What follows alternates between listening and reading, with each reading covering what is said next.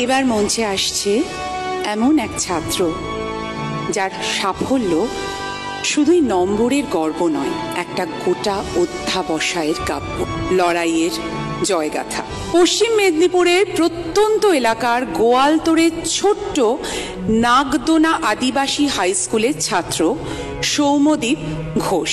বাবা পেশায় খালাসি, সংসারে অভাব, কিন্তু চোখে স্বপ্ন আর মাটিতে পা। পড়াশোনার ফাঁকে ফাঁকে কাজ করতে হয় জমিতে, তবুও সেই ছেলেটাই আজ মাধ্যমিকে পেয়েছে 679 নম্বর।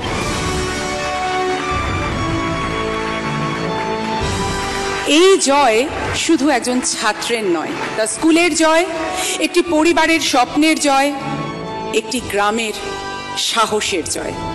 আমরা একবার এই ভিডিওটা দেখে নেব। কথায় আছে, বামন হয়ে নাকি চাঁদের দিকে হাত বাড়ানো উচিত নয়, কিন্তু জীবন তো উল্টো কথা বলে। জীবন বলে স্বপ্ন দেখ।